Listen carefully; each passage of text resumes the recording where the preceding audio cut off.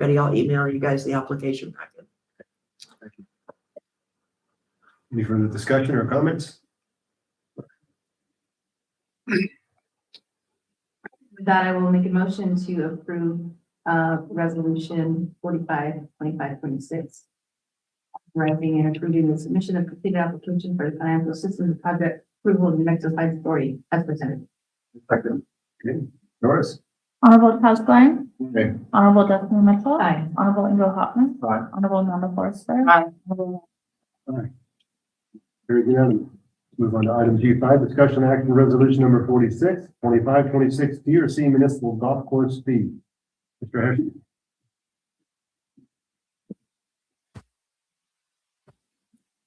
Mayor Pro Tem, Commissioners. I'd like to just start off by saying, we've changed the structure a little bit, and then we've added some membership fees, additional membership fees to the structure. The costs, everything remained pretty close to the same on the structures, on the fees that we did have currently, right? So, and then we had a pretty healthy discussion with our recreation board, not this Monday, but the Monday before. So, so what we've got here, right, is you've got your green fees, you got your Monday through Friday, you have your 9 holes, 18 holes, twilight, and then all day, right? So 9 holes, $14, 18 holes, $20, twilight, $10, and then you can go golf all day for $25, right? So weekend and holidays, everything changes, it goes up $2 on the next column. Junior golfers, 13 and under, we're not gonna charge. Okay, we want our junior golfers out there golfing as much as possible. 14 to 17, $5. And then our high school golf team, we're gonna have a memorandum or an agreement with the high school. They're gonna golf for free, right? So additional, so you've got your cart fee rental. So what's gonna happen, right, is you're gonna pay your 9 holes, you're gonna pay your green fee for $14, and then you're gonna pay $8 for 9 holes. So you're gonna pay $22 if you want a cart. $20, 18 holes, right? You're walking, and then you're gonna rent your cart for $15. It's gonna be $35 for 18 holes with the cart. So, and then golf or disc golf all day per cart, you get the cart for $20. Why did it say 27 holes? Is that just golf? 27 holes? And that's golf or disc golf. So pretty ambitious if you want to go around more than 3 times, right, at the golf course. So, Mayor Pro Tem, Commissioner Forster, currently there are 36 baskets at the golf course, and I've worked with them. They finished their tournament. They had a good tournament last week, but we're doing a redesign where it's going to be 27, up to 27 holes. We're going to change the way it flows. So that's the concept here, is to support that change that we're going to do with the disc golf baskets. So yeah, so that's what I was asking, that 18 holes goes for golf and the 27 holes is like your disc Yeah, golf, right? It's for either, right? So you Perfect. either get, because we're trying to get the Right. layout to follow the cart path, so Right. that if somebody that wants the disc golf could also then rent a cart from us, right? Cool. Revenue generations. golf cart trail fees. So if I own a golf cart and I want to take it up to the golf course, we're still going to charge a fee, right? So 1 month, $30, 3 month, $80, 6 months, $150, and then an annual $290. I would like to add to this that we would like to add a daily fee, golf cart fee of $5. So that's not on here, but we would like to add that to it. So your tournament fees, golf tournament, per day with cart, $15. Okay. Disc golf tournament per day per participant, we're going to charge $2. Your disc golf rates are here: 9 holes, $2, 18 holes, $4, 27 holes, or all day, $5. Right. So this is where we added our previous resolution, right? Fee structure only had semi-annual and annual. So we've got some public comment, things of that nature, where they wanted to see some additional membership passes on here. So single 1 month, $120, single with cart, $155.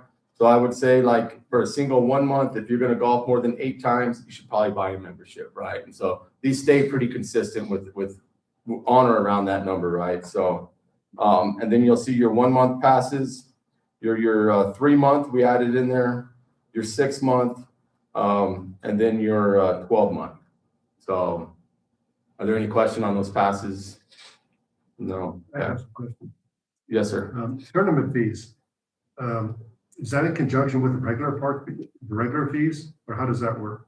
So you're gonna pay $15 per day, and then you're gonna get a card. Plus, you're gonna pay your green fee. No, that's not correct. That's not No, correct. That's not correct.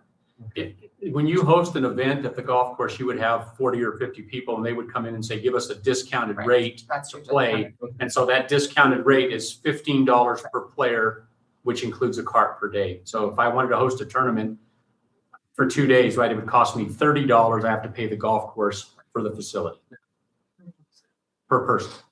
Okay. And And then the same with the, yeah. I missed that one.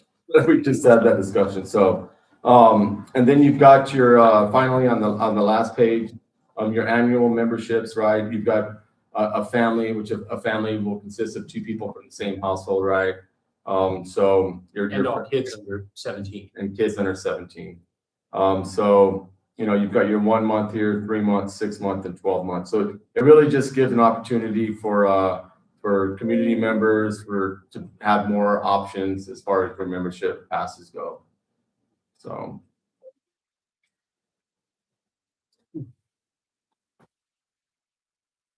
Things have sure changed. I remember getting a membership at the golf course when I first moved here for $600 a year.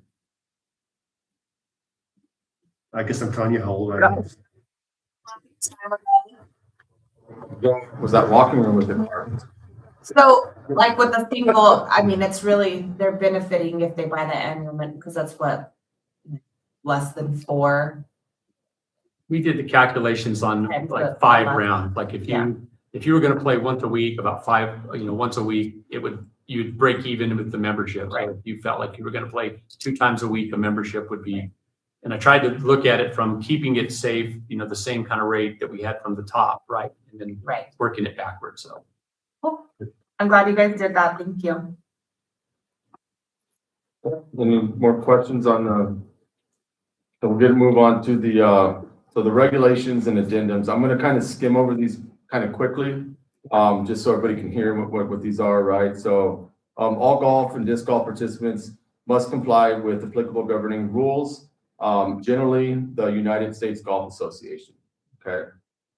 City and golf course management in coordination with city management reserves the right to modify or update these rules as needed.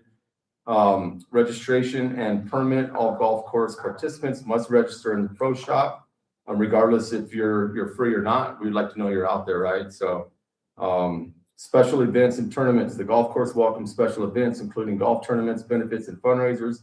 All special events must be approved in advance by the city golf course manager and/or city manager. Events must be scheduled and documented in written agreement between the golf course and the organizing parties. So, we need to plan ahead a little bit, right? So if we're going to be, closing the golf course for a couple of days for a tournament, for a disc golf tournament, something of that nature, we need to get the word out to the public. So we'd like to, 30 days in advance. All fees and event-related costs are the responsibility of the organizing party. Retail sales and cash handling and inventory control. The city manager shall develop and implement written policies and procedures to guide retail sales. And I know the city manager is working on that, right? We want to be able people to come into the pro shop.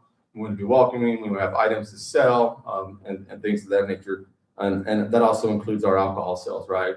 So we can sell beer and things of that nature over there too.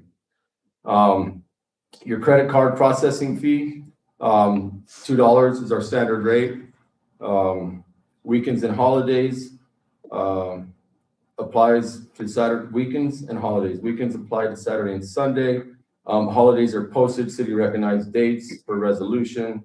High school golf team. This is the memorandum I spoke about earlier and the agreement. And then twilight, there's your rules for twilight, right? 2 p.m. during non-daylight and then 4 p.m. during daylight savings time. So, twilight ends 1 hour before sundown, or if there are no golfers present on the golf course. I do like this implementation of the golf cart rules. 1 player may take 1 cart, 2 players must take 1 cart. 3 players may take 2 carts, 4 players must take 2 carts. So, group size, your 5-somes and 6-somes. 6-somes are not recommended. So, but they may be approved by management. And then there's your junior golf rules, your definition of your adult, your senior discount. If you're 60 and older, you'll receive 10% discount. City employment discount. So we're only going to charge twilight rates if you're a city employee. So I may have to pick up golfing. So family membership definition, you have 2 family members and then all children under the age of 17.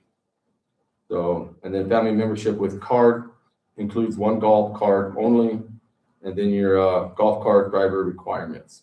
So with that, if anybody has any questions for me. The mayor and commissioners considered city Yeah. employees. Absolutely.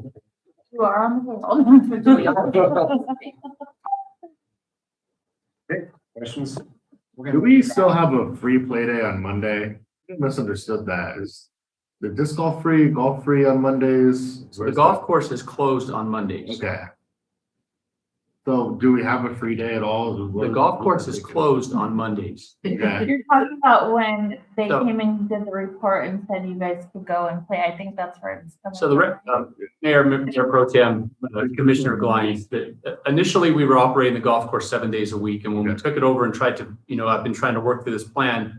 One of the ways to spread our labor out was to say, let's close on Mondays, cut back on some labor force and keep it going. We weren't busy at all.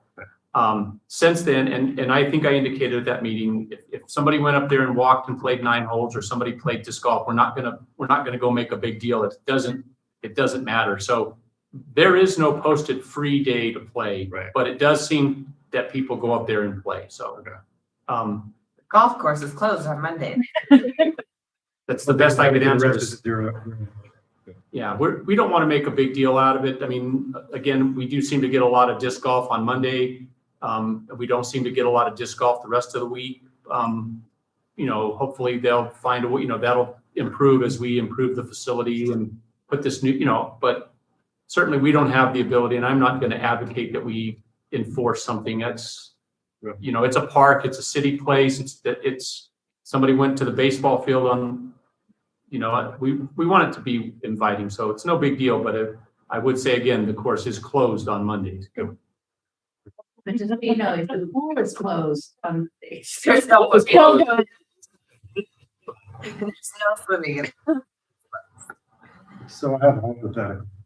I'm with the Lions Club. I want to host a tournament for scholarships for golf tournament for scholarships. Yes? Do I get a break? No, you pay $15. You're getting a break from the regular posted fees of $14. It would cost you $35 per person to play if you paid Get it 18 holes in the cart. So you're getting Because it's going to come up. I'm going to make sure everybody. Yeah, we're trying to find those spots where you can say, so again, you're absolutely right. That's exactly what the tournament fee is designed for, to say, Right. come out, we have to have staff there. We have to clean up the trash. We have to deal with stuff. The carts get used. I mean, we're paying for all of those things. So that's a way to say, it's going to cost you $15, charge $75 a player. You're going to pay us 15 and the balance is your benefit fundraiser. And that's really standard across the board. Yeah. A lot of golf courses don't even offer a discount. You're going to pay full rates to. Now on Monday. On Mondays. You have to do it on Monday. Any other silly questions like mine? I think none. I'll entertain a motion. Make a motion to approve resolution number 4725/26, amending park fees. I'll second that. 46. Mayor Pro Tem, can we Oh. also make sure it has the amendment of that? 4625/26 per seat, golf course fee. With the amendment of to Yes, add the daily golf cart fees to the resolution. adding daily golf course, You got it. Second Oh, I that. got it. I got it. all those things. I was German. Honorable Amanda Forrester. Hi. Honorable Ralph Hathaway. Honorable Destiny Mitchell. Honorable Todd Glenn. Honorable Ingo Hopner. Just by approving the golf course fee, that embodies, we're including, that we're improving the regulations addendums also. Is that something that's already been? Yes, because it's part of the It's resolution. part of the 'cause it- resolution. Okay, I know, I think I asked you that. Yes, Yeah, okay, it's all right. that's what stated- we need. Okay, got it. All right. Fair enough. Item T6, discussion Thank you. action, resolution number 47.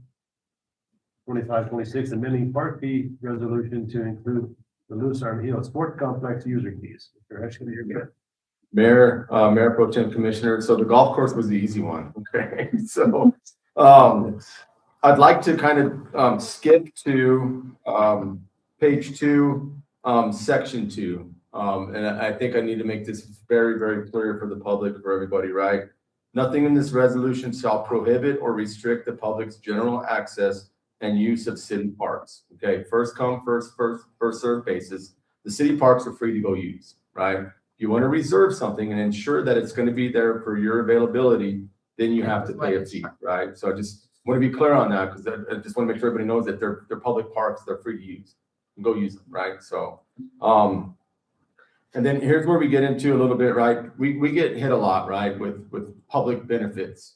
Can you waive the fees? Can you do this, right? And so, you know, it's not fair, you know, because they go into the clerk's office goes to me, I'm talking to Gary, we're seeing if we can waive, talking to the city manager, sorry about that, seeing if we can get these fees waived. So we need something structured here, right? To just kind of figure out what that looks like. So,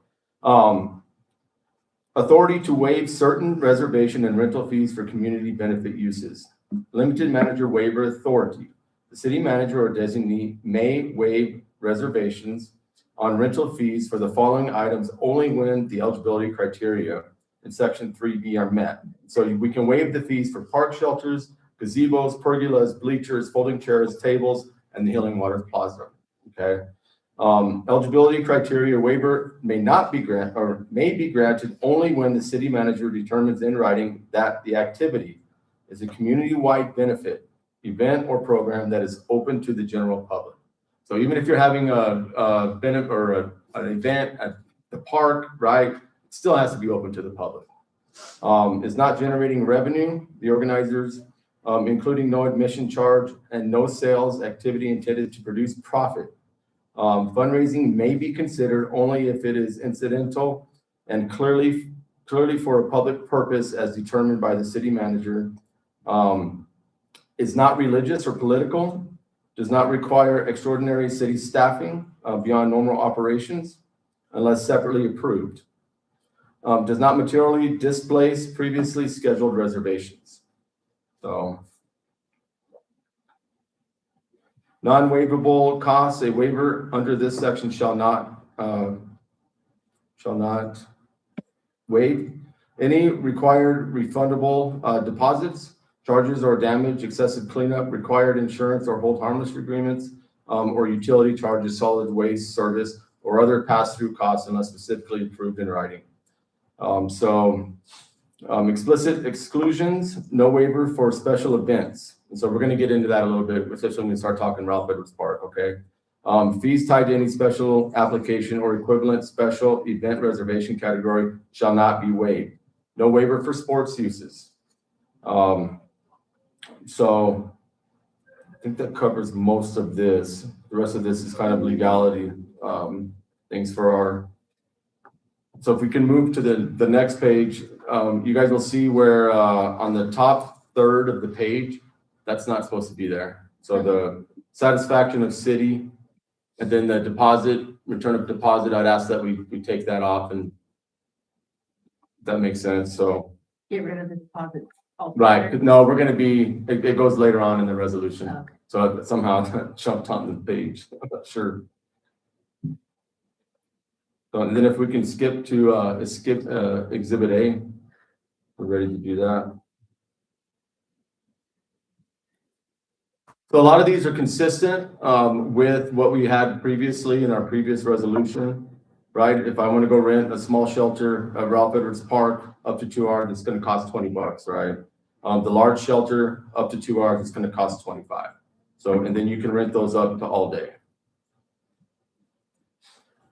The gazebo is pretty consistent too, up to 4 hours, $30. All day I can rent the gazebo for $50. Then use of utilities per outlet till sundown, $10.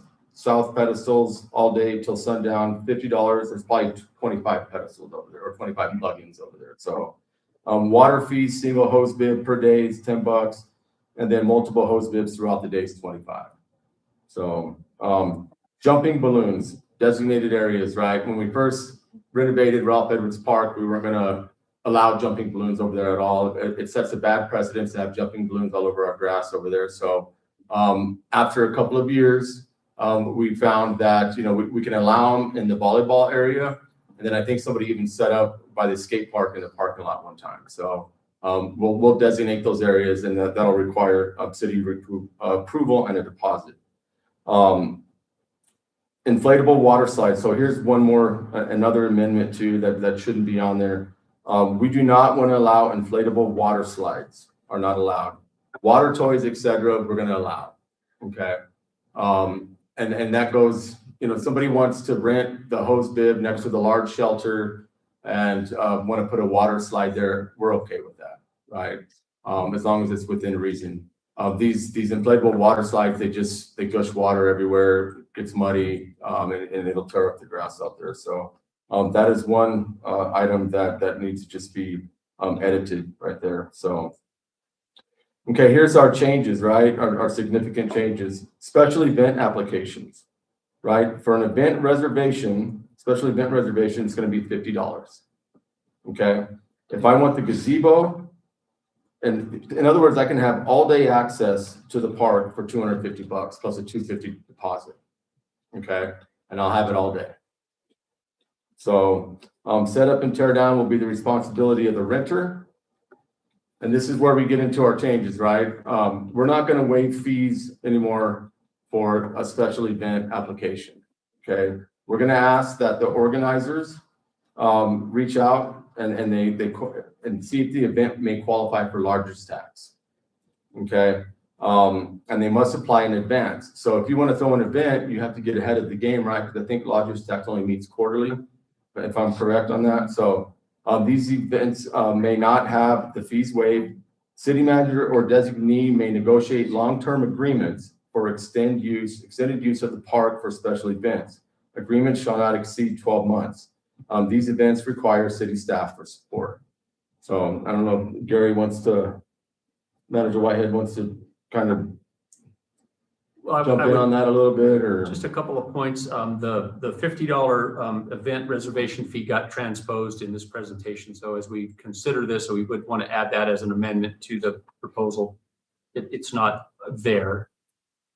Sorry about that. We went through many iterations of this, so I apologize for that. And then again, back to the water events. So the water slides are the only thing that are not allowed.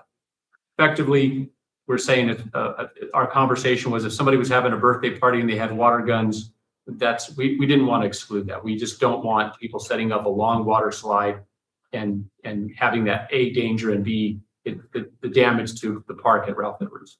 And we have another accommodation for that. Yeah, and then again, as it relates to funding them, again, our facilities are, lodger's tax is an eligible expense for facilities for us. So us being compensated for the park is an eligible expense. And so again, our concept here, again, we haven't briefed, I haven't put this in writing with the lodger's tax board, but the concept would be, again, if Fiesta is going to be there or somebody wants to use the park for an event, do it properly, get in front of it, go make an application, get funding, and then pay the fees for the park effectively, because we're taking it out of circulation again for the whole day for the community, if you will. So opposed to us saying, okay, yeah, it sounds like this is a good community event. And we would expect those events would have vendors, they would have things, they would be selling things, they would be doing things that are, bigger than that particular issue. Okay.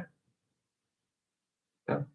So the family park, the small shelters, the large shelters remain consistent. Use of utilities, $10 per outlet.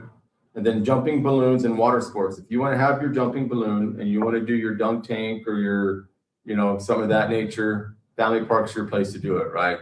City needs to be made aware of it. We're going to designate a spot for you. It's probably going to be between the large shelter and the bathrooms on the south side of the park. So, and it'll be away from the playground that way. So you can have your own event and you'll be over on your own over there. So, no special event allowed at family park. So in other words, if I want to go use a park somewhere in Tier C and there's this big, special event going on at Ralph Edwards, but I don't want to be around a bunch of people, I can go to family park. and we're not gonna allow special events at Family Park. So, Healing Waters Plaza, reserving the pergola up to 2 hours 25, and these are pretty consistent with the other fees. 2 hours to 4 hours, $35. I could have it all day for $45. $10 per outlet. Full plaza event application, up to 2 hours is 50. 2 to 4 is 75. All day till sundown would be $100. I can use the plaza all day long. So, and then, you know, your $50 per event for electricity. And so what we would also like to do is, you know, if there's a group that is wanting to have an event, we're going to offer them the plaza first and foremost, right? And I think we'll get into that a little bit later into the fees. So, Evelyn Renfro Park, electricity per outlet, $10, water fees, $10. So the Luis Armijo Sports Complex, as you guys know, on our last resolution, when we first kind of changed the fees, we received a little bit of flack from the leagues, particularly soccer, right? So we took that into consideration here, and we changed up the fee structure a little bit for the Luis Armijo Sports Complex. The use of the field lights. If I wanted to rent them on our old resolution, it was $25. Now it's $10. So if I want to go throw the ball with my kids or whatever at the park, but I want the lights on, it costs me $10, right? For one calendar month, it's $50. So if I'm having a league and I know I'm going to use my leagues in the last 3 months, it's probably going to benefit me to pay the $50 for the whole month. And then what we've done here is, you know, the men and women's sports league, the softball league was $150 per team. It's now going to be $5 per player. So, and then your league teams is also going to be $5 per player. Okay. And that will include like for Little League and soccer, and also the softball. That gives you use of the concession stand, and all the field amenities, the conference room. You've got to have the registration. You got to be able to do things with that nature. So, and then if you're not part of the league and you do want to rent the conference room, we broke down the numbers here for you right here. And then the use of the concession stand, the numbers are broke down right there as well. So, any questions on that portion?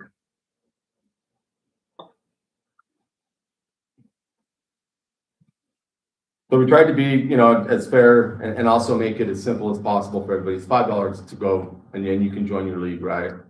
So.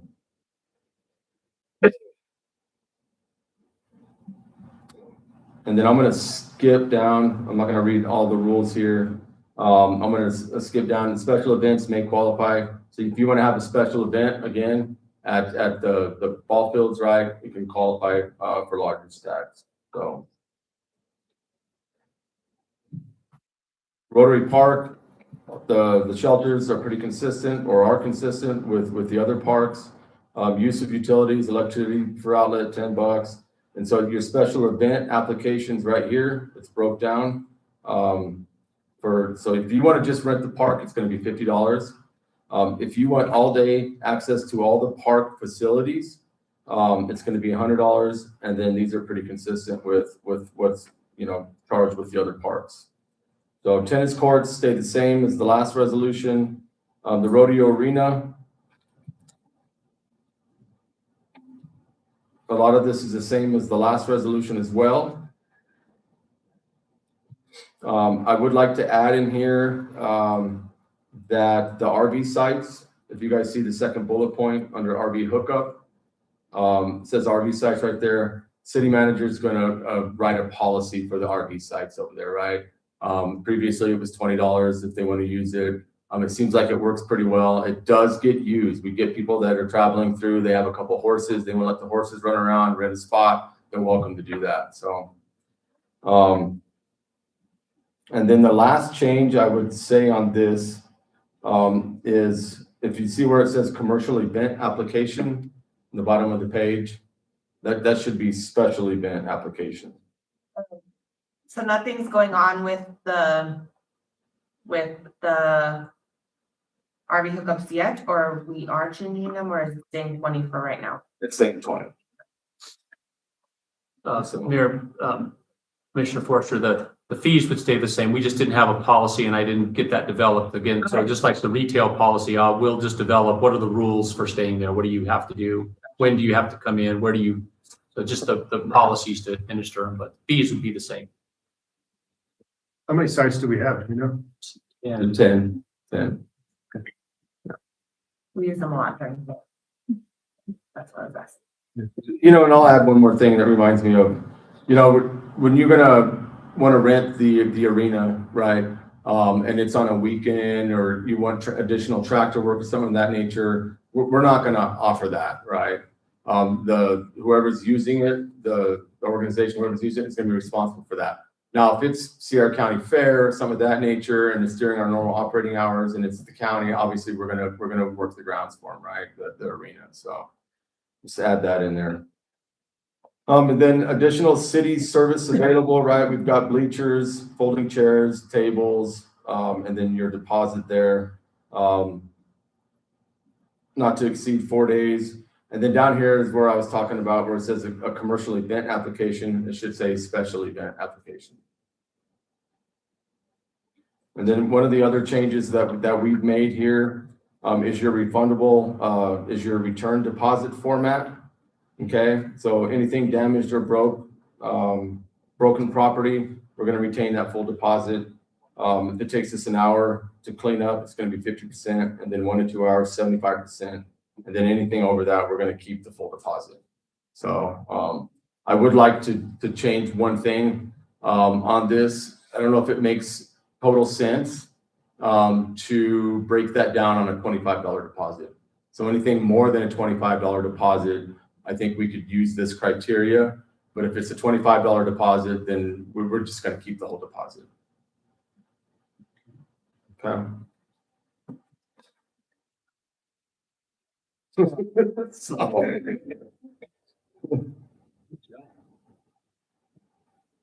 Okay. We had opportunities for questions. We went through the process. Do we have any questions now that we're through it? Ms. Doris, how do you like it? You're the one that has to administer the thing. I like it. I like that it breaks everything down. That'll make it a lot easier for us, especially like the deposit thing. We've had an issue where they're like, you're going to keep that whole deposit? It took you that long. So I like that. It'll tell you, okay, this is what we're going to do. So I'm happy with everything. Okay. There's no further questions. I have just one question. Yes, sir. Rotary Park. So at Rotary Park, there's water and electricity or just electricity? This electricity. Thank you. Yes, sir. You know, there's the people get, because we have the frost-free, you know, water hose bibs out there. There's no infrastructure to them. You know, I've been told that there may be, but if there's a valve to those, I'd like to know where they're at. So I haven't been able to figure it out in 9 years. So, yes, sir.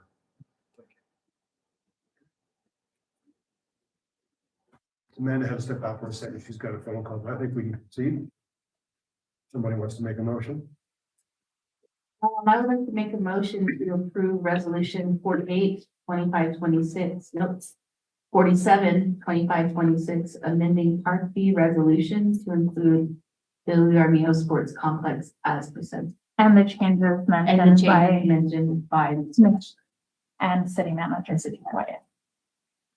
and anyone else. We have a motion. Do I have a second? I second it. Honorable Destiny Mitchell. Aye. Honorable Todd Glenn. Aye. Honorable Ingo Hopman. Aye. Honorable Ralph Hutchinson. Aye. Motion carries. We have one absent. Item G7, discussion action on resolution number 48, 25, 26, J.A. Hodges Municipal Swimming Pool Fee Structure. Mr. Heschler? Mayor Pro Tem Commissioners, so you're gonna see here, we're gonna shoot for a soft opening, right? We're gonna hit our busy season in June and July.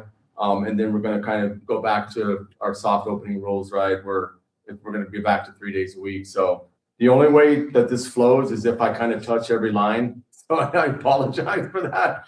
But that's kind of the only way to explain this. So April 15th, right? We're gonna do a soft opening 3 days per week. Memorial Day is gonna be our opening, right? We're gonna go all out. We're gonna be open 7 days a week. And we're gonna have a very, like I said, a pretty ambitious schedule for those 2 months. So, June 1st, official summer schedule begins 7 days per week, so not Memorial Day. We're gonna have our summer opening that day. July 28th, August, September schedule, limited 3 days per week schedule. And then we're gonna stay open till October 4th this year. Your pool hours, off season, April, May, August, September, 3 days a week. Friday, Saturday, and Sunday. Okay, we're gonna be open from 8 a.m. to 8 p.m. on those days. Your main season, June and July, 7 days a week. It's gonna be Monday through Friday, 7 to 8, and then Sunday or Saturday and Sunday, 8 a.m. to 8 p.m. So what happens between May 25th and June 1st? There's a week there. Are we open after Memorial Day during that week or not? It's gonna depend on this lifeguard staff, because graduation, I think, is that Friday night, so Okay. it's really just gonna depend on staff. And we'll talk about staff when we get to the end of this, how we're gonna do that. So, session breakdowns, okay? Pool hours are broken down into 2-hour sessions beginning at 8 a.m. or 10 a.m. and closing 1 hour and 50 minutes later. So what we're gonna do, right, is that session is gonna be 2 hours. We're gonna clear the pool, and then we're gonna bring another session back in. So all patrons will be asked to leave.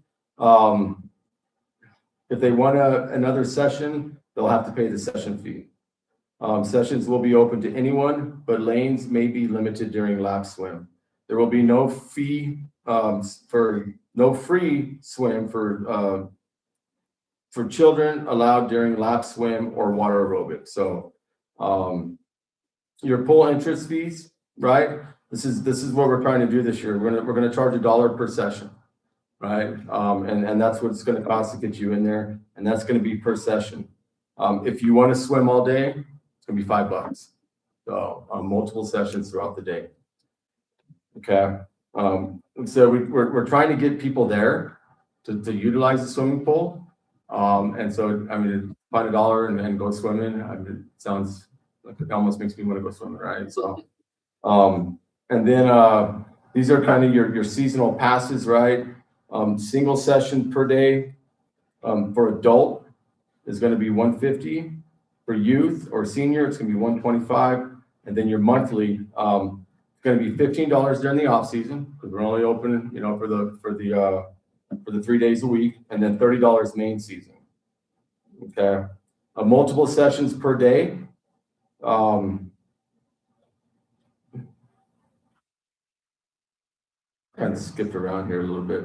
Multiple sessions per day. So if you want multiple sessions per day, it's going to be $300, and then youth senior, it's going to be $250. And then your monthly, obviously, right here, $30 off season, and this is multiple sessions per day, right? So you can use the pool as many times as you want. $60 main season. Seasonal pass rules. Seasonal passes are good for the entire 2026 season. There's not going to be any refunds, and there's not going to be any credits given. So, and you may not use your pass to give to your buddies. So. Monthly pass rules and guidelines, right? Monthly passes are good only for the month. Off-season monthly passes purchased April, May, and August, and September are $15. And then as we get into the busier months or the busier times, $30, well, $15 off-season, and then $30 in season when we get real busy. And then your 30 multiple session pass per day. Please limit your multiple uses passes to less than 2 sessions per day. Your main season monthly passes purchased for June and July are $30 for the entire month, regardless of how many available swimming days are in each month. The $30 main season pass is only good for 1 session per day. If you'd like to attend more than 1 session in a day, you will need to purchase a $60 multiple session per day pass. And then please limit your usage to less than 2 sessions or to less than 2 sessions per day. And then your pool parties. The available times for a pool party during the off season is as follows: Monday through Thursday, 10 a.m. to 10 p.m. The available times at the pool can be rented out. In the main season, it's going to be 2 p.m. to 10 p.m. And then your 2-hour minimum block for $100. Refundable deposit fee is going to be $50. And then we'd like to that you book it 1 week in advance, so we can make arrangements for that. And then a $50 deposit will be returned to renters once staff have confirmed that the facility was left in the original state. So pool rental rules and guidelines, you're allowed to bring your food and drinks in. You're not going to be able to bring any glass or alcohol or, any drugs, things of that nature. If you want to have a barbecue, please do it in the park, and lifeguards will be present.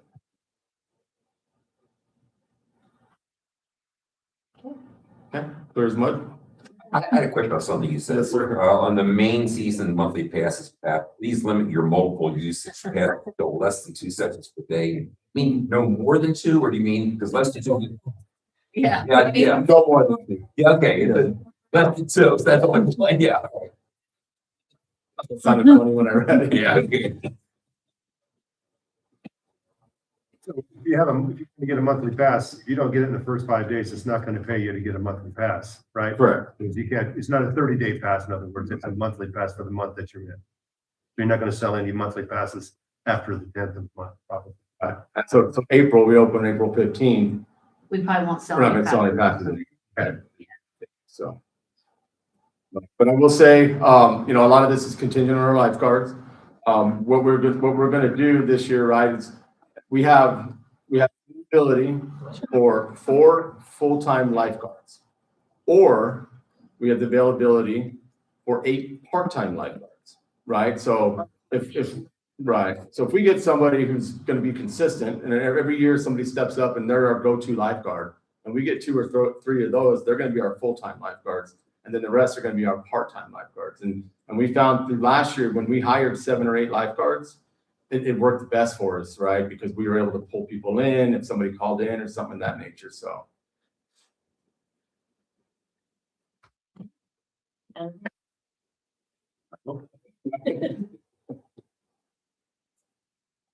any questions? Comments? Having none, I'll entertain a motion. Mr. Mayor, I would like to make a motion to approve resolution number 4825/26 for the pool structure fees. Change to be noted, yeah. Yeah, and motion to website. I do the second. And then a second. Okay, Doris. Honorable Ralph Hessler. Aye. Honorable Destiny Mitchell. Abstain. Honorable Charles Graham. Right. Honorable Ingo Hopper. Aye. Honorable Amanda Forster. Aye. Motion carries with 1 abstention. Item number G8, discussion action, resolution 49/2526, confirming the city of Tis consequences to participate in the New Mexico Department of Transportation Municipal Arterial Program, Local Government Road Fund Program. City Manager Alvarez. Thank you, Go ahead, Mayor Pro Tem Commissioners. I did send an updated resolution out via email, and I think I gave everybody a hard copy as well. We were kind of down to the wire on this application, so my apologies for not getting a fully executed resolution at the beginning of your agenda packet. The city is looking at applying for funding for the roadway improvements on Clancy Street and McAdoo between the Main and Broadway section there. So that's kind of right around your current police department area, that triangle. As Manager Whitehead said, we really learned a lot at this last DOT meeting. It was really enlightening to have them really break down the individual funds and how much is allocated. And it kind of explains why we didn't get a good portion of the funds that we applied for in the past. We did find out for the MAP project in District 1, there's a total of 18 entities that can apply or eligible to apply for that funding. And they have allocated for this year only $1.3 million for that program. So if all 18 entities applied, that would and they awarded them, that would roughly only be about $75,000 per entity. Now, it's not every entity applies for it. One of the other misconceptions that we had was the MAP funding. We thought it had to enter and exit on a main arterial street. Kind of like the state highway, allocated highway area of Date, Broadway, and Main. What we did find out is it has to just have a benefit to those arterial highways. So With that being said, we are looking at applying for approximately 250,000. I just recently got the final quotes in at looking about 248,258 for the full project. Out of that, $186,194 would be grant. And then there would be the match, 25% match requirement of $62,064. In the past, we've applied or included a waiver request with our grant application. We won't be doing that on this one. We did find out that the waiver requests are actually, we have to, when we submit a waiver request, that goes up to DFA, and we have to demonstrate a financial hardship as determined by a certification from the DFA. And so that's why we've never qualified for them in the past. I think with our municipal PRT for the streets department that we have in there and other funding, we just don't meet those requirements. I think that's it. To learn quite a bit and hoping for last year, you guys know we applied for a total of it was $744,000 is what we applied for construction funds for Second and Pershing Street. We were actually awarded $229,000. So this year we're paring down our request to closer to what our award amount was. With that, I stand for any questions. Nice presentation. Questions, comments? Having none, we'll entertain a motion. Mayor Pro Tem, Commission, I would add that the streets, these two streets are going to receive water lines in the shovel ready. So they will be getting new water lines, and then we would have the money to then go in and repair the street. So these are two that we were fortunate for in that particular setting. Okay. Thank you. Do I have a motion? Yeah, I'll make a motion to approve resolution 49/25/26, confirming the city of Pierce to participate in the NNDOT MAP program as presented. I'll second it. You have a motion to second, of course. Honorable Ingo Hopner. Aye. Honorable Amanda Forster. Aye. Honorable Charles Grimes. Aye. Honorable Ralph Hochberg. Aye. Honorable Destiny Mitchell. Aye. Move on to new business. Discussion action approval of purchases 60,000 and over. So Dean. Item number 1A. There's I will refer to our chief procurement officer for the presentation.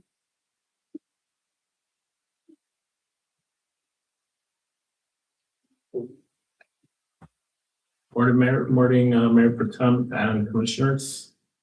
I believe I have two items to present. The first one is Police Department fuel usage for the fiscal year 2025 to 2026. The procurement department, along with the police department, will issue a change order. This change order is to increase a purchase order that we already put in. The reason why I'm bringing this up is because it's going over the 60,000. This change order is an increase of $19,501. And this is because they need additional funds for fuel. This would be using the general fund police fuel.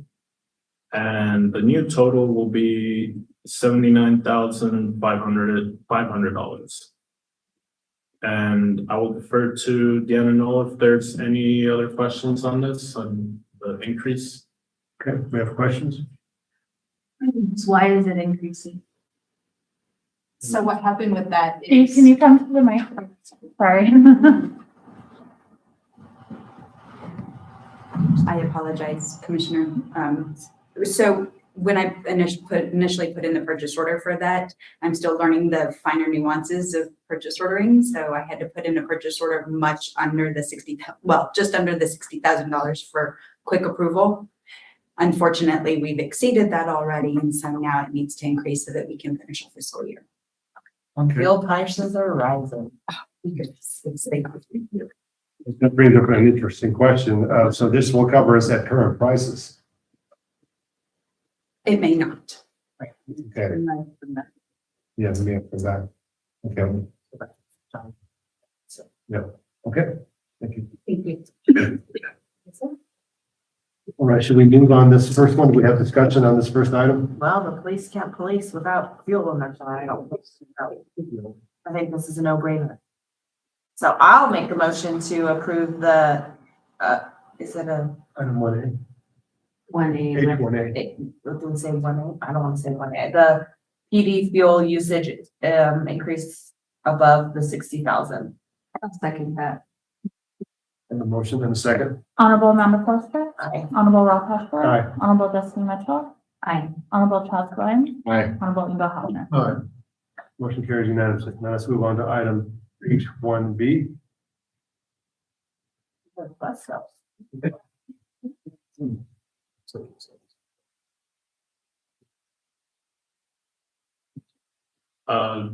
One B, I'm sorry. Yeah, 1B, this is for the SJOA 2026 mobility transit van with wheelchair access. The procurement department, along with the community development department, issued a HGAC BUY contract for $89,987 using the SJOA grant agreement. This is to get a mobility transit van. And We're just the fiscal agent in this, right? This is, it's, we have their funds, but And I will defer to our Assistant City Manager, Pacy, if there's any questions on this. Thank you, Mayor Pro Tem Commissioners. The SJOA, as you know, received an $88,000 grant. The cost of the vehicle exceeds that by just a little bit. You guys approved the BART earlier. SJOA will actually be paying the city the difference once the vehicle is purchased and paid for. okay, I will make a motion to approve the Creative Bus Sales SJOA 2026 mobility transit van. I'll second that. There's a motion and a second. Honorable Charles Glenn, Aye. Honorable Inga Hopner. Aye. Honorable Amanda Forster. Aye. Honorable Ralph Hessler. Aye. Honorable Destiny. Aye. Carries unanimously. Move on to item H2, discussion action, restructure of the City of Trumbull Consequences organizational chart and approval of the payroll adjustment as per the payroll set. Go ahead. Thank you. Mayor Pro Tem, members of the commission, I have met with each of you individually, presented to staff. Coming on board, I felt like there would be some changes that needed to be made throughout within our structure.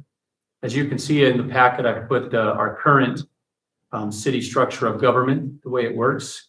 Currently, everyone that is a department, there are department heads, and all of those department heads are tied directly to the city manager. So, and go through the city manager, assistant city manager.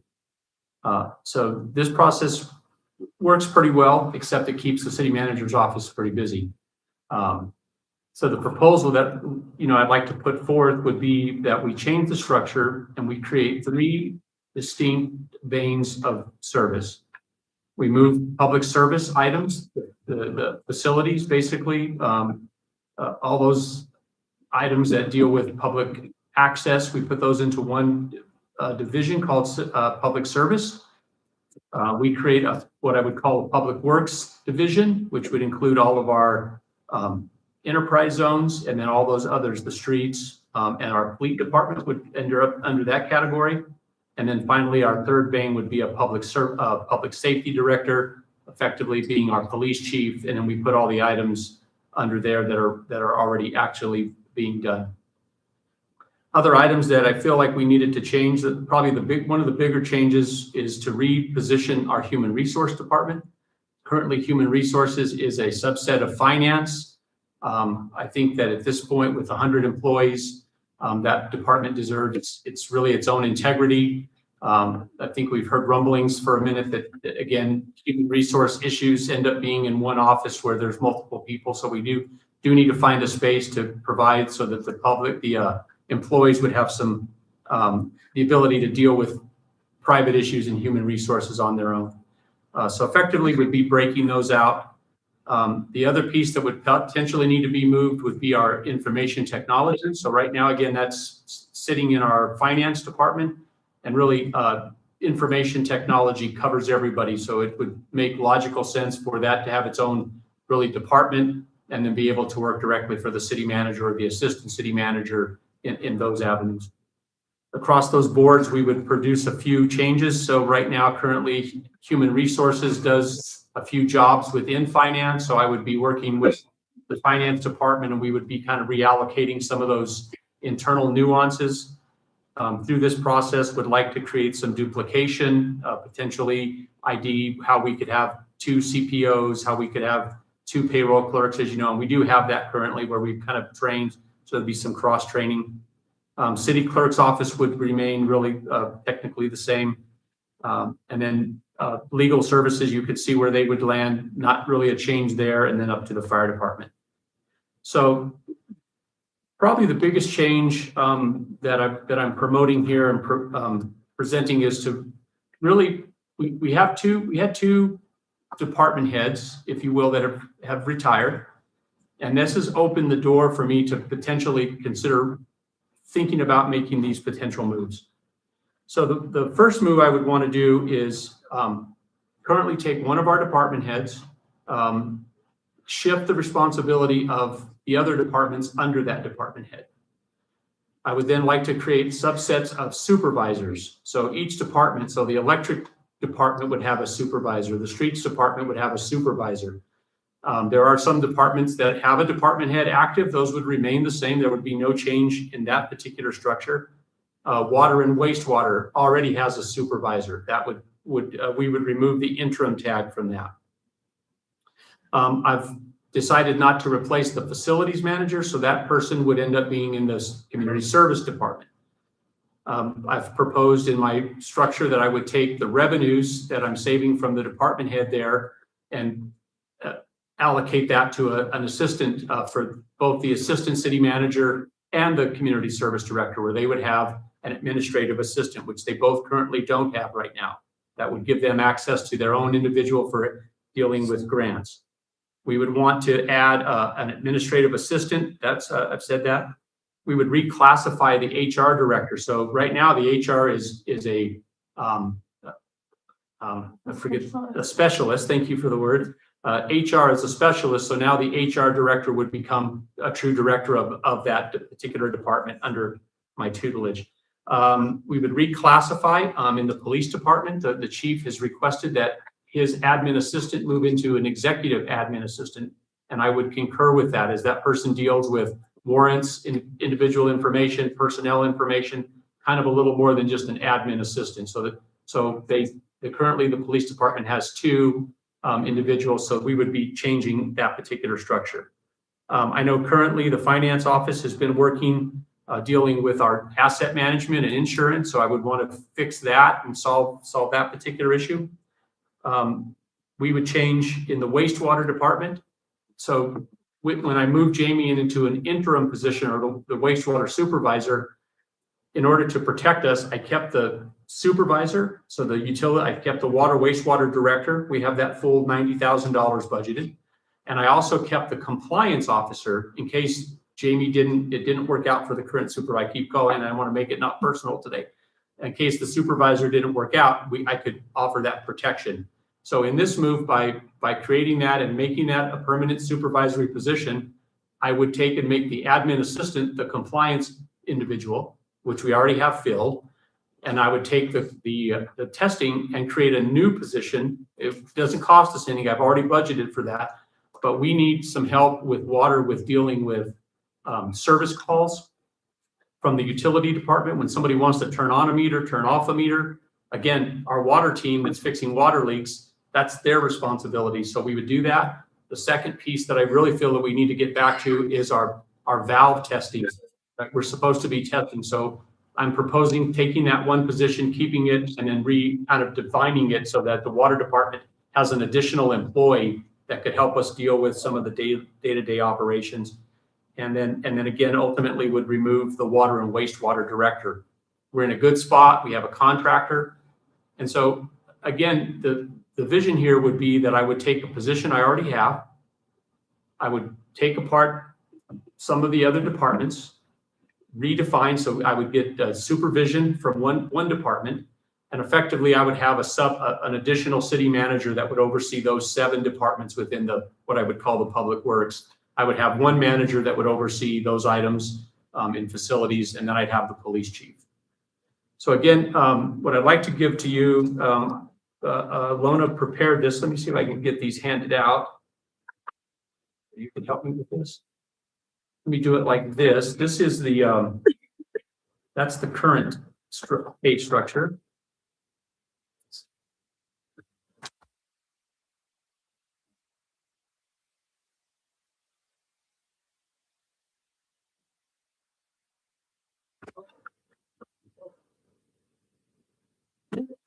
City commissioners get a raise.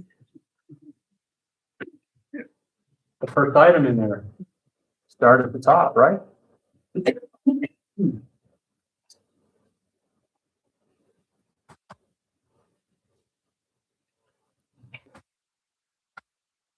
Which is that one? That was that? One that just kind of. And then which one are you handing them? Oh, I'm giving them the one that you just handed them. Okay.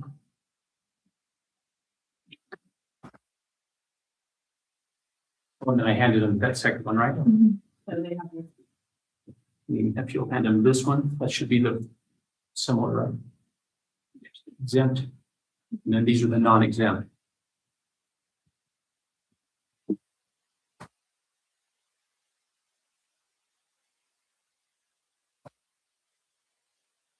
Great.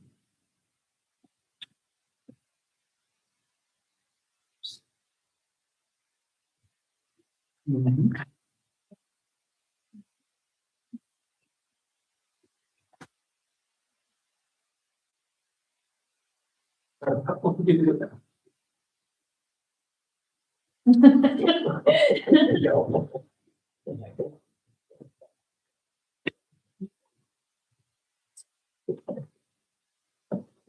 Let me make sure I can keep myself organized here. Yes.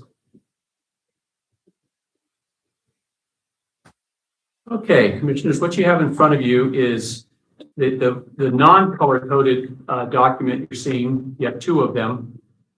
These are the current payroll study documents. This is the current process that which we use for our new payroll after our payroll study. Again, I'll remind the commission that in the payroll study, we agreed that we would take care of the non-exempt employees last year. And this year we would work to solve any pay inequities with the exempt employees. So those, the upper management we are preparing to, in the new budget, present how we would get them up into the highway and correct those items. I would also point out that through this year, all those employees that work for the city, they did receive their compensation or an increase based on the old pay policy. So if they're on their anniversary, or if they were due, they did receive an increase. So there may be some increase coming to the exempts. We won't know until we've asked back for the consultant to give us those recommendations. So you can see from the exempt structure what we currently have. And then if you'll take a look at the one that's got the color codes on it for the exempt salary status, you can see the proposed changes that we would make. So in the particular strategy that I've put together, you would see we'll start at the bottom on E1. Currently, we have an animal shelter a manager in this particular position. So we would propose no change there. So that's why it's green. So we would continue paying our animal shelter manager as an E1. But at some point in the future, if there was to be a change there, that position would move to NE7. It would move into the non-exempt status. The category is similar in structure, but then they would be entitled to earning overtime is what the item would be. I've already replaced and decided not to replace the facilities manager, so that would go away from there. That's why the line. And then the same would exist. We have a fleets manager, but somewhere in the future that would move to NE7. So the structure and the cost of the city would be the same. They would just end up in the non-exempt position. So the concept here is, eliminate department heads. We wouldn't have a department head across every department would have a supervisor, and then be under one management structure. Under E2, the change would be to add the HR director. Along with the items that are there, you'll see those that stay. Currently, we have a director of libraries. That'll remain in this category until there's a change. And then we have a parks manager. Now that parks manager has already been moved to NE7. That happened when we hired, and so that position doesn't exist today. Under NE3, you can see that I would remove the streets manager, so there would not be a streets department head. And then we would take the director of community services and title that the director of community services, basically the public service director. So that manager would inherit the facilities department. There would be some compensation within that structure for taking on those new duties, but that structure would stay exactly the same as you see there. Under NE4, we would still maintain our chief financial officer in that particular issue, and then the director of solid waste. Again, we have currently a structure there that wouldn't change until some point in the future if there was to be a change in there. So that position would stay there, and then that would move into, again, into a non-exempt manager or supervisory position. And I'll point that out when I get to the non-exempt side. And then you would move into NE5. The electrical director you can see is under NE5. And in this particular change, I would take the electrical director and make them the supervisor, or in this case, I would call it the public works director. So it would stay in the same category, only that instead of managing one department, they would be managing the other 6 departments. The police chief is in that category, and the assistant city manager remains in that category. And then the only item in NE6 would be the city manager. So your structure, your pay structure, the veins would stay the same. We would just, under my proposal, again, eliminate department heads over a course of time and move to that structure. So I'll stop right there if there are questions on that particular issue. Okay. Everybody keeping up okay? Any questions? And this, I know we talked a little bit, but with the consulting group, I mean, they prepared these documents based off of. No, our human resources has prepared the current one we're operating on is prepared by the consultant. That's correct. These numbers, these structures, the recommended salaries are consistent with what the consultants have presented us. This is no change in dollar amounts. So let me make a general comment, just to kind of digest this a little bit. So I've worked with 5 different city managers, and every time we change a city manager, everything falls on one plate. It all goes up right to the city manager, and he or she have to know absolutely everything that happens with the city, and it's a quick learning curve, and it's hard to get it done. You're usually behind the gun for 6 months. What I see this will allow us to do is to spread that information out amongst 3 department heads, so that things happen within Directors. with the directors or anything else, that can be absorbed. If there's questions, the department heads will be able to handle those things at their level. And I'm hoping they work as a filter, so not so much moves up to the city manager, right? They're going to have the authority and the responsibility to handle things within their area from them down. This, to me, creates almost a kind of an out or a succession plan for the city manager down the road, that the city doesn't stop functioning when we lose a city manager. We still have 3 department heads that handle things at that level, and those things will continue to function and to work as they should.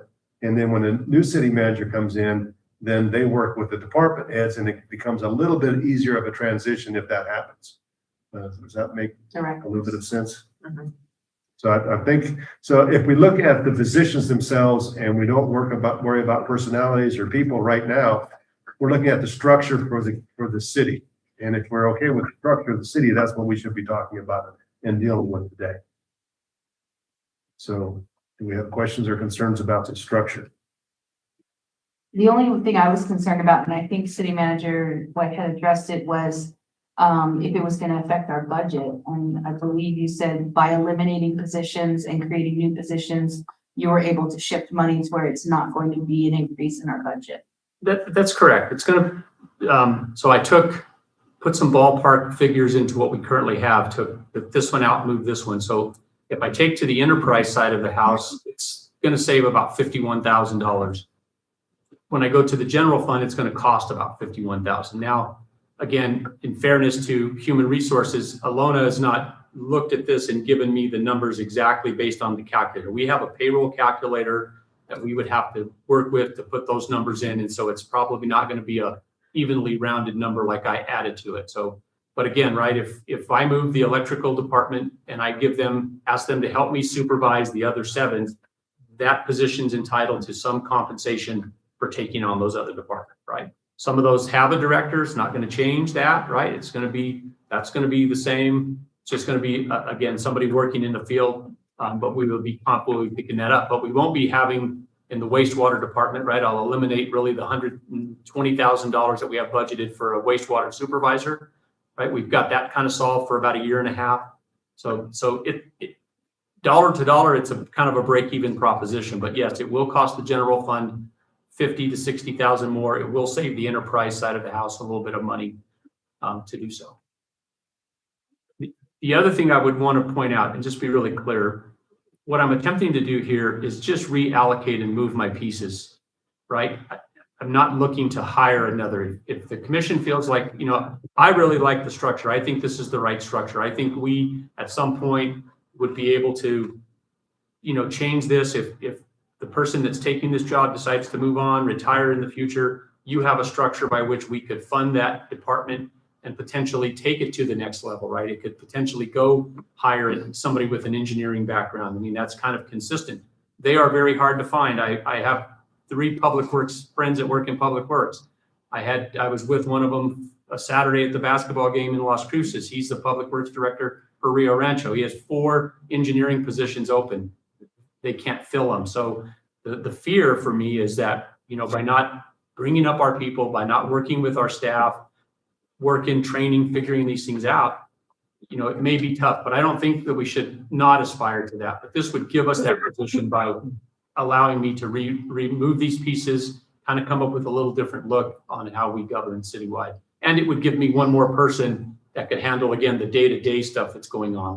There's just a lot of things that happen every day in the field that just need attention.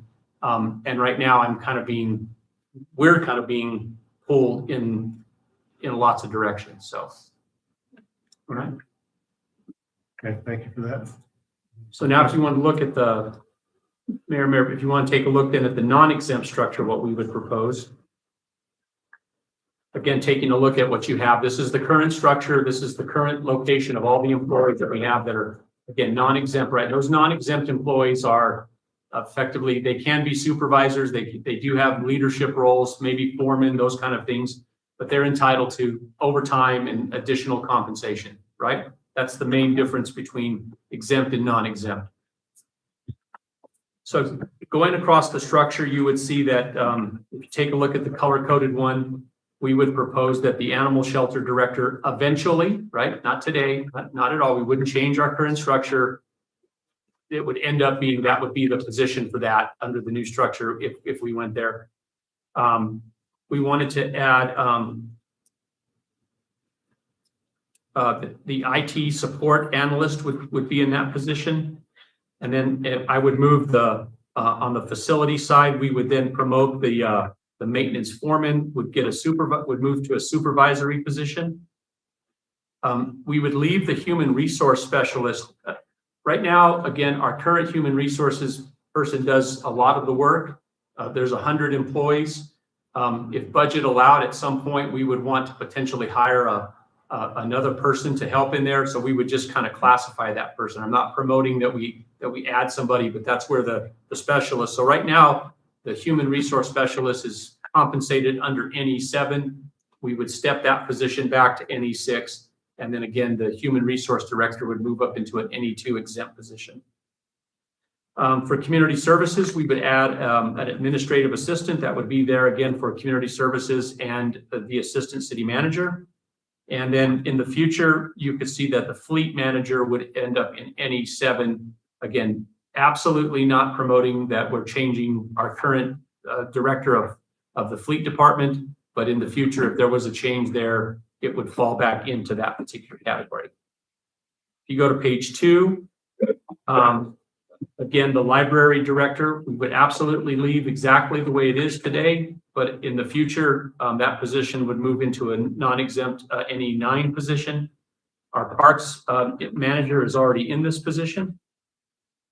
We would move the admin assistant in the police department from an admin NE 4 up to an NE 6 and make that an executive assistant to the police chief. The streets foreman would now become the street supervisor and move up into an NE 7 category. I would create under NE 5, what I'm calling field testings and work order. That's effectively taking that compliance piece that I was holding and just using it there, but reclassifying it to a different title, a different job function. And it would give the water department effectively one more person we don't have right now. We have the money for it, but we don't have it filled. And then under the NE 9, the water supervisor would stay in that category. And then eventually in the future, solid waste supervisor would move into an NE 9 category. Not proposing to change that today at all, would not be the recommendation, but ultimately that's where that position would land under the structure. So that every department that we have would have a supervisor, and they would be responsible to a department manager. So with that, I'll stand for questions on that particular. The supervisor would be, they would answer to the director. To the director. Okay. That's correct. And the director would answer to the assistant city manager or the city manager. Okay. Gary, we're looking for approval today. I know you and I had some discussion yesterday about maybe a possible review. I wasn't sure really how you wanted to go forward.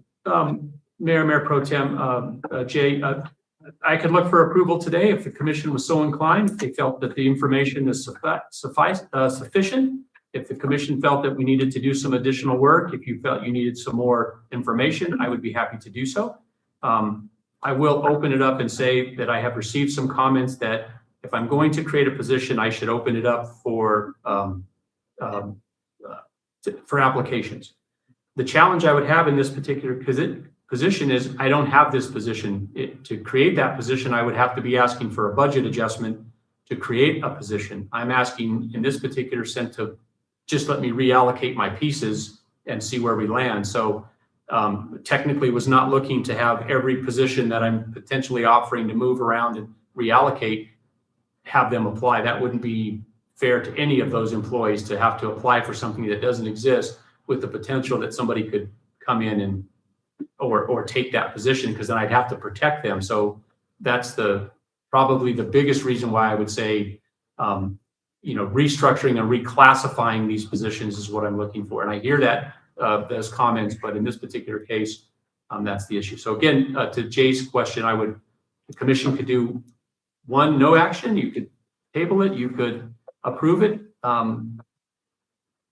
I think the reason why I have the question, I'm just trying to just think in my own mind, or any legal questions about that you would need me to research. And I don't know off the top of my head there necessarily is one, but I was just trying to think if there's something we need to be looking at. So my thoughts are that, again, we're not talking about personalities or people right now. We're talking about an organizational structure. And that's what we should be approving or not approving. So, and remember, we only have one employee, and that's the city manager. And we've asked the city manager to administer the city.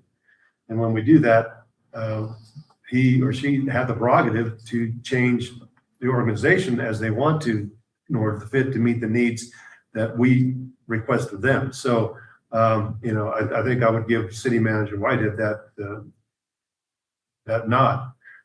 So to me, I'm looking at this only as the structure itself, the physical structure of the city, and to see if that works.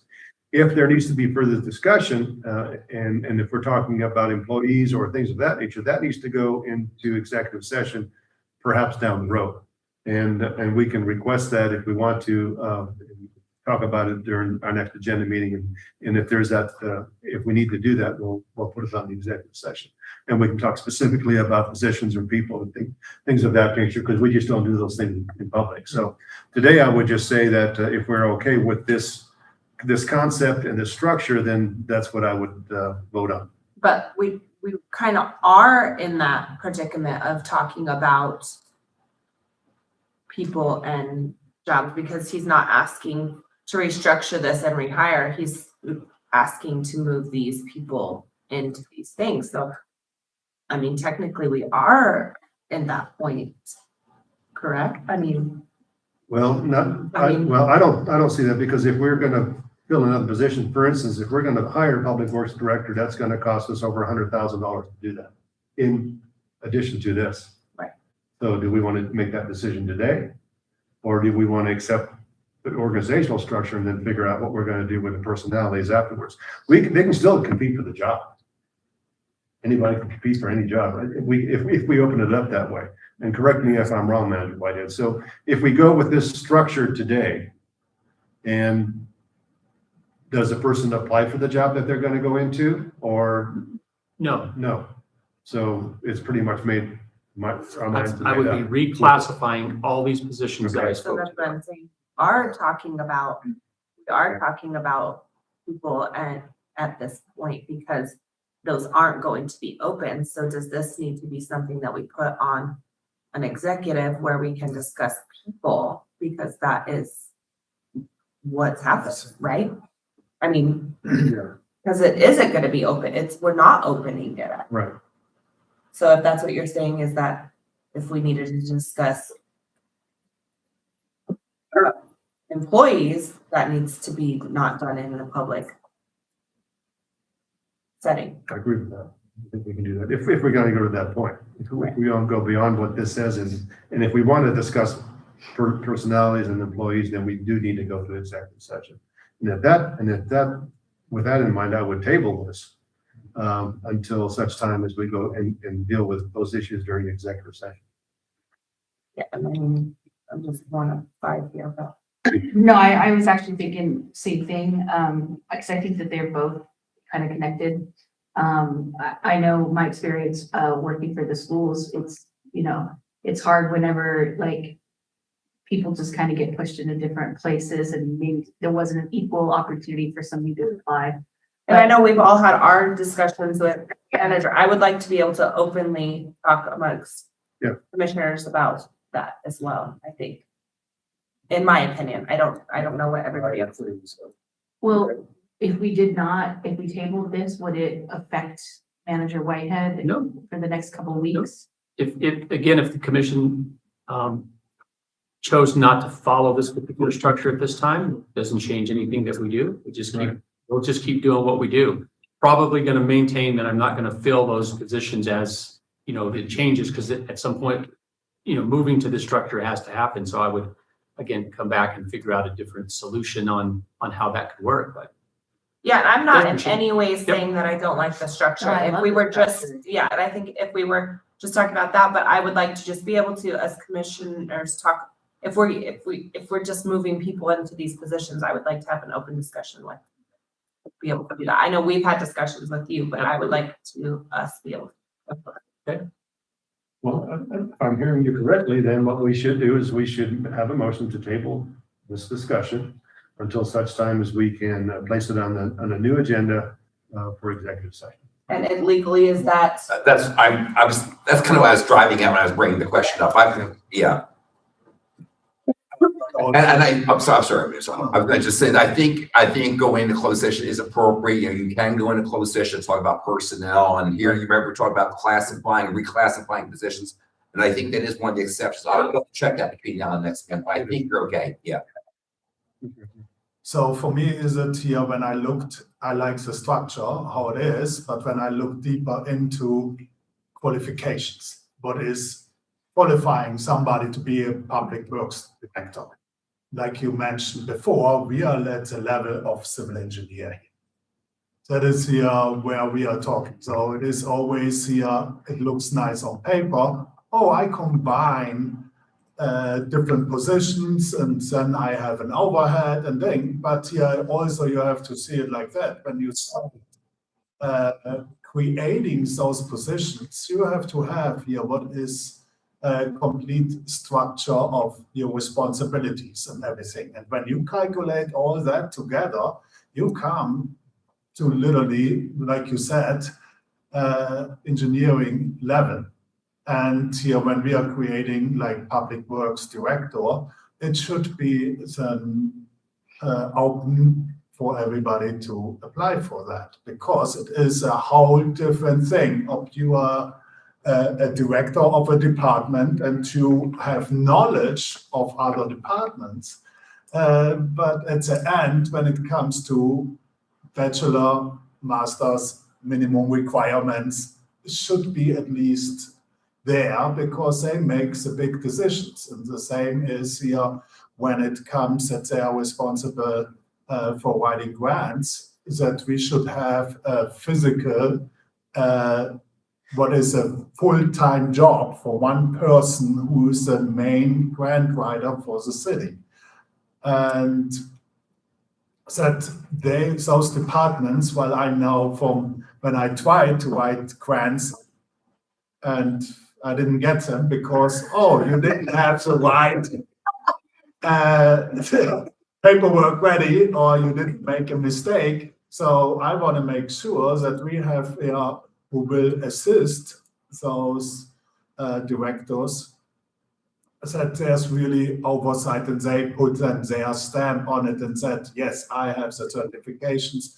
I am the main grant writer. That is my second signature. That's the paperwork. Everything is there. And I know when you apply for grants that pretty much, yes, I'd say we'll look up names.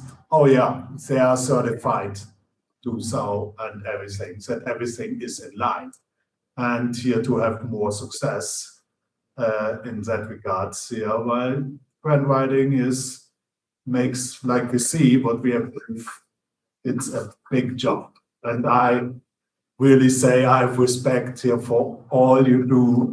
And but also I would like to see that we have here somebody when it comes to grants, what is pretty much as a full-time job, what can bring 100% of it and ease other people's responsibilities as well. And that is where it comes in, that when we create those three directors, that it matches minimum requirements, what is pretty much given to us or what is created.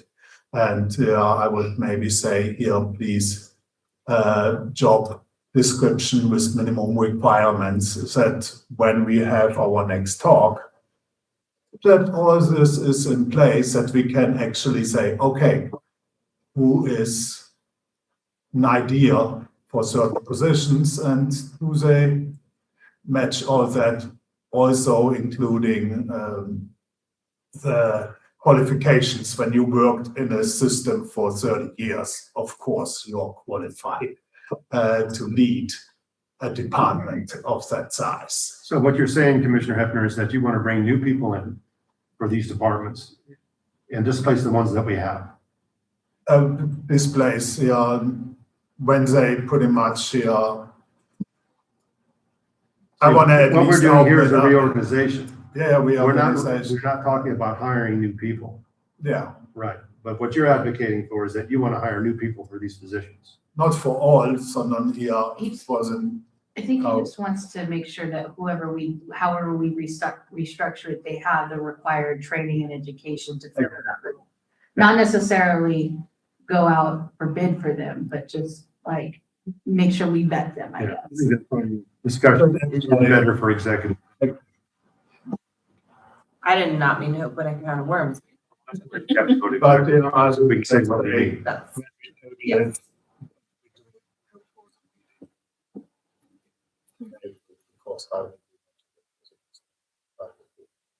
Like to be part of it. There's no way you can call in. 3 a.m.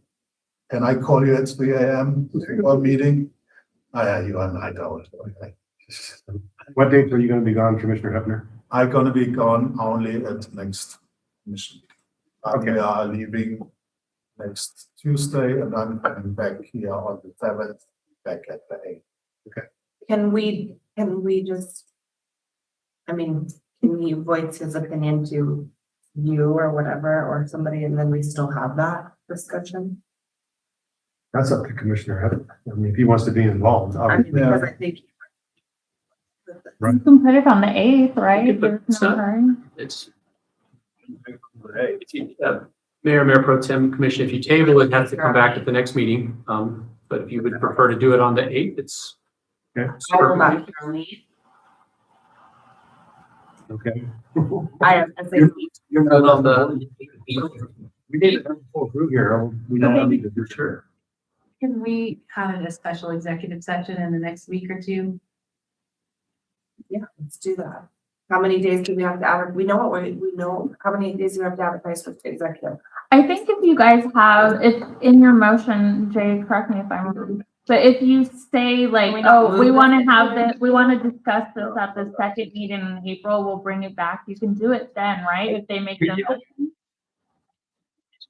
Okay, so if they make a motion today saying, I want to bring this back on executive session in the second meeting in April, they could do that, right? To bring it back on that day. That's legally, you guys could do that if you want. Since everybody will be here, so you can have a conversation about it. It doesn't have to be at the next meeting. No, but the second meeting in April. Oh, April 22nd. oh, Can you wait that long? Can you- Sure. Go ahead. Absolutely.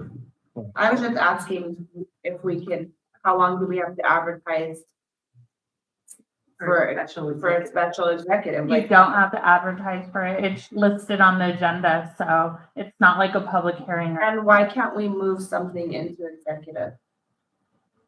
No, we are.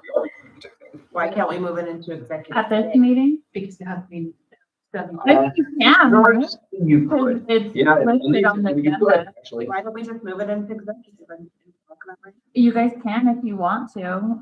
You guys did it not too long ago, actually. I mean, we just hit a thing that shows that we need to talk about personnel. We not move it into executive and let's just skip it. Or not. Sort of waters or. Well, that's our- The right thing. I think we can, however, actually, I guess I do. I guess I was actually, I just wouldn't be 100% sure about that. I was gonna maybe just do a quick check on that.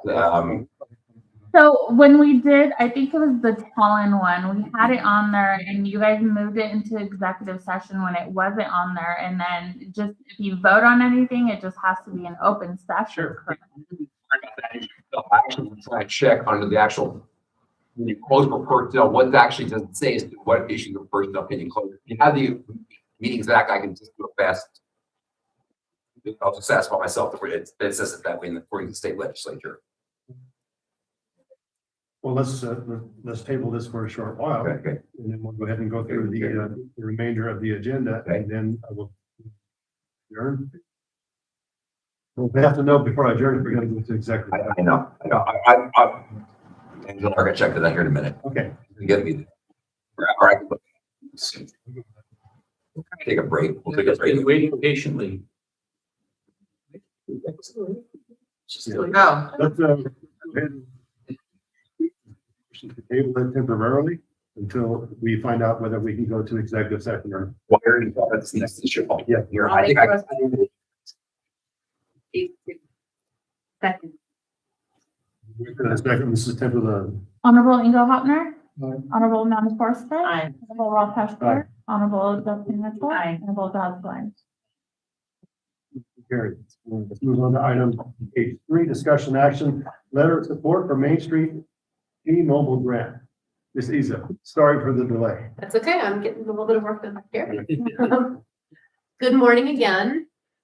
So I am coming to you guys this morning to ask, I guess, for your approval for the city to provide a letter of support for Main Street's application for a T-Mobile hometown grant for our wayfinding project. So this particular grant program is for various community projects in small communities of under 50,000 people. This is the 5th year that this program has been around, and this is the final round of this grant. So this is the last chance that we have to get in on this one. It is the T-Mobile partners with Main Street America in the review process. It's not necessarily just open to Main Street communities, but that is a partner in this grant. So The grant itself, we are requesting the full grant amount of $50,000. There is no match for this one, which is pretty awesome. And this would be toward at least a phase 1 of our wayfinding plan. Now, as we discussed with you guys before, we will not actually purchase and install any signs before we come back to you and discuss the specifics of, sign content and locations and how the system will integrate with what already exists in town. If we are awarded this, we would have a year to expand, to use the funding up, which I think it gives us plenty of time to present that final proposal to you guys of what it would look like to do any negotiations that we need to, and then have time to actually have the signs created and installed. So, and this probably would not fully fund the entire plan that we have developed so far, but at least the majority of the signage, maybe not some of the monuments yet, and that we can look for additional grant funding down the road. But we wanted to go ahead and apply for this particular one right now, since this is the last opportunity for it. We're also getting letters of support from the Chamber of Commerce, from the museum, from the visitor center, and from one of the local businesses. So I guess I'll stand for any questions about this. Questions? Is the attached letter the one that we're gonna use? I believe so. I submitted a draft to the city, and then I think they've made some adjustments to it for Okay. what they would to say. Where can? We just made it on one page, I think. We're in concurrence. That's what did all the hard Take a work. motion to approve the request and to allow me to sign the document on behalf of the city with my signatures on. Make that motion. Okay, I second it. motion and second. Honorable Chad Soins. Aye. Honorable Destiny Mitchell. Honorable Ross Hessler. Yeah. Honorable Amanda Forster. Honorable Ingo Howard. Motion carries unanimously. Thank you very much. Thank you. We are going to take a 10-minute recess while we wait for some answers. Yes, I'm still looking at this. Actually, there's a question. So we're throwing second.